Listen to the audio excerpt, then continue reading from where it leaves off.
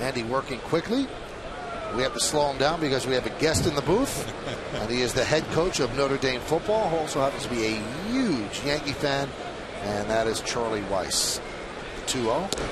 Outside corner, 2-1. Hey, Coach, how you doing? Oh, I'm doing just great. It was a great day here. Getting to play Army next year and getting to see the Yanks is a double whammy.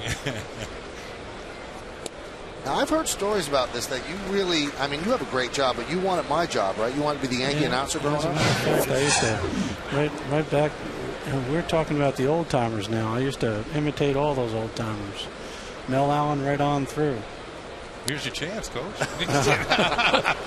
No, I'm gonna stick to my job. Stick with them. Well, you're very, very good at that.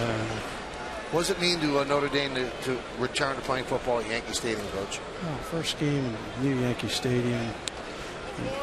You bring college football back, and it's the first game. We played, Army 22 times at the old Yankee Stadium. So I think if they had to pick a game, you couldn't have picked a better matchup than Notre Dame versus Army. We always talk about that 1928 game, and we mentioned it earlier when Notre Dame played Army, and that was the famous win one for the Gipper speech. That's right. Well, what people don't realize is that George Gipp died 8 years before that, and he told Newt Rockne, save this for when they really need it.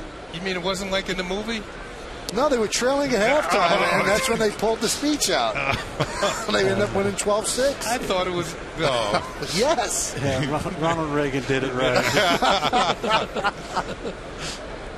Is it sometimes hard to grasp the reach of Notre Dame? I mean, we're sitting here in New York, and it's almost like New Yorkers that didn't even go to college feel that they're alums of Notre Dame. It's such a national school. I was just starting with the Catholics, but it isn't just that. It's such a national exposure school where, any school you walk into in any state of the country, you're welcome there, and I think it's true with the fan base. Now, it's not all good now. That might sound good, but your private life is over. But I think that my job is just to represent Notre Dame football. Obviously, no one puts more pressure on you than you, but do you feel outside pressure because they have not been Notre Dame sort of years the last couple? No. I mean, when I went there, I went under Parcells and Belichick, and they just told me, establish a plan, stick to the plan, and don't deviate from the plan. And I think we're about ready to get the fruits of that labor. Did you have to keep your Yankee allegiance a little quiet when you were up in New England? No, I was an outspoken, loudmouth Yankee fan. You want to talk about a beating. When we lost that 3-0 series lead, I was a one-man, punching bag. I mean, I just took a beating because I was an outspoken Yankee fan, and I always will be. Now, as a Yankee fan, you obviously, if you're a Yankee fan, you have to be a Paul O'Neill fan from the championship years. Absolutely. Okay, now, I just got a text from Paul O'Neill. Okay. Yep, go ahead. And he goes, sorry, Charlie, go Buckeyes. Tell him that's a typical Buckeye response. That's something Mike Vrabel would have said to me. Yeah. Now, I know that Notre Dame doesn't need recruiting help, but playing a game at Yankee Stadium, is that something you could bring into a family's home? Yeah, it'll be great, especially for the kids in the Northeast. Right. We dialed up on our future schedule. We're going to play in the new Giant Stadium, and then we're playing at Yankee Stadium. I mean, they'd love to be able to play home and get all their family and friends in close proximity.